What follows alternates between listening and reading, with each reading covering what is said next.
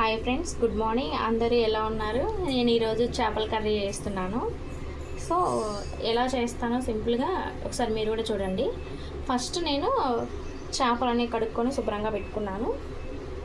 ఇది onion, tomato, పచ్చిమిర్చి, నాకు ఒక 2 ఆనియన్స్, 2 టమాటాలు, 5-6 పచ్చిమిర్చి కలుపుకొని మిక్సీ పట్టుకున్నాను. ఇదేమో జింజర్ గార్లిక్ పేస్ట్. సో ఇప్పుడు దీంట్లోనే ఉప్పు కూడా వేసుకుంటున్నాను, కల్లుప్పు వేసుకుంటున్నాను. చింతపండు పులుసు వస్తుంది కదా, కొంచెం ఎక్కువ పడుతుంది. ఇప్పుడు కొద్ది కారం, కూర కారమేనండి.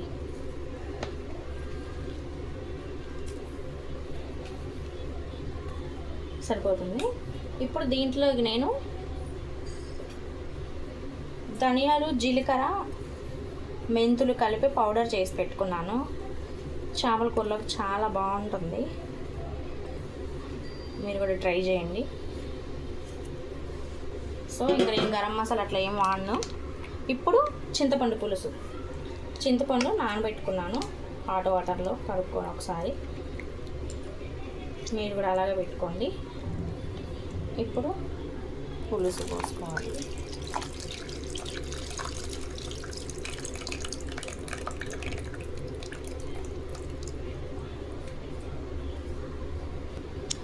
పులుసు పోసుకున్న తర్వాత పసుపు చిన్న టీ స్పూను, కొంచెం కారం ఎక్కువే పడుతుంది ఎందుకంటే చింతపండు పులుసు పోసాను కాబట్టి కారం కొంచెం ఎక్కువ పడుతుంది. నేను ఒక స్పూన్ ఎక్స్ట్రా వేసుకుంటున్నాను. ఇప్పుడు ఇవన్నీ మిక్స్ చేసుకుందాం. మిక్స్ చేసుకొని బాగా కలుపుకుందాం. ఇలా మిక్స్ చేసుకున్న తర్వాత ఇందులో చేప ముక్కలు వేసుకుందాం. చేప ముక్కలు ఒక్కొక్కటి వేసుకొని ముక్క ముడిగేంత వరకు వాటర్ పోసుకొని ముక్క పైకి తెలియేంత వరకు ఉడకబెట్టుకోవడమే. అప్పుడు చేపల కూర ఉడికినట్టు. ఇలాగే చేస్తాను ఎప్పుడు నేను. మీరు కూడా నాలాగే ఎంతమంది చేస్తారో కామెంట్ చేయండి. ఇలా సింపుల్గా అయిపోతుంది.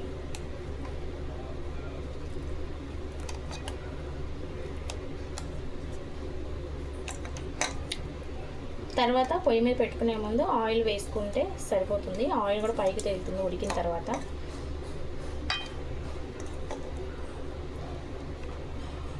ఇంతే. ఇప్పుడు ఇట్లా ఇంతవరకు పరుచుకున్నాను, సరిపోతుంది. వాటర్ పోస్తున్నాను.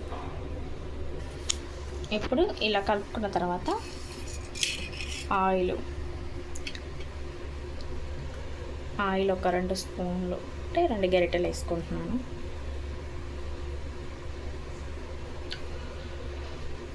సో ఇప్పుడు ఇది ఇంకొకసారి కలుపుకొని పొయ్యి మీద పెట్టేసుకుందాం.